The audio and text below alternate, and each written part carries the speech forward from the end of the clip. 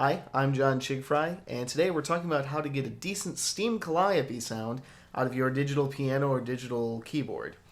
Most keyboards come with some kind of calliope synth lead, given that it's built into the general MIDI definition. Normally it doesn't really sound anything like the real thing. It's more like a combination of strings and blown bottle or something to that effect. So we're going to talk about how to combine voices on your keyboard in order to get a more authentic steam calliope sound. I'm using a Yamaha DGX-202, which is a lower end workstation model, but I actually get a really good calliope sound out of it.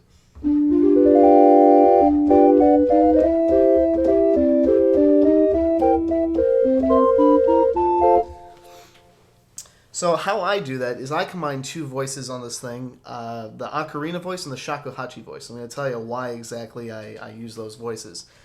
First of all, on your own keyboard, you want your main voice to be something with a pure whistly tone, given that you're working with a steam calliope here. And that's what I use the ocarina voice.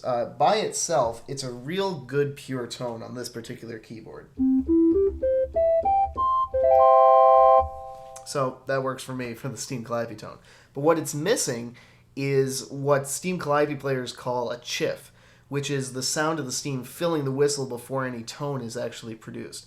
And for that, we have to use the voice on here called the shakuhachi, which sounds more like this. And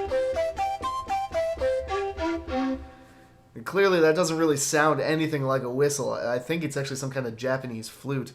But what we want that for is the beginning of each tone has that airy sound.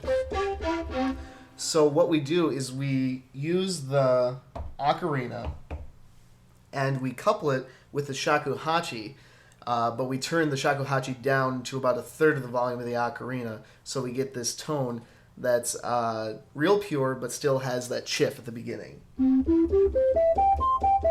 a real nice sound. Anyhow, the nice thing about this particular keyboard is the vibrato on the two voices kind of cancel each other out, so you don't have to worry about any wavering in the tone. On other keyboards, especially if you have a higher-end keyboard, you should be able to control the vibrato of the voices, so you want to get rid of as much of that as you can because there's clearly no vibrato in a steam calliope. Other than that, you want to make sure you you want to make sure you turn off any touch sensitivity or velocity control, since on a real steam calliope, the only control you have over the loudness of the pitches is if you press down more than one note.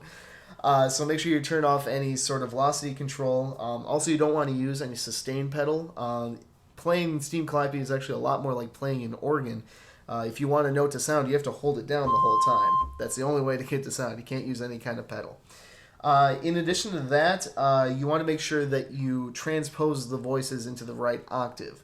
Normal steam calliope only goes from middle C up to the G 2.5 octaves above.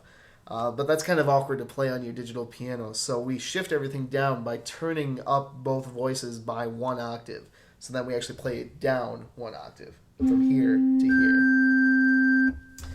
Other than that, it's pretty much up to you as to how you want to control your voices. What I do, since I'm originally from a town in the upper Mississippi with the bluffs and everything, I like to turn on a little bit of echo and reverb so that it kind of simulates the sound of the steam calliope bouncing off the bluffs. Kind of nice. So that's about it. Remember, you just want to find two voices, one that's a real pure tone and one that gives you that chiff at the beginning. Turn it down by about 2/3 and make sure you're not using any dynamics or pedals. And then you have a real good calliope sound.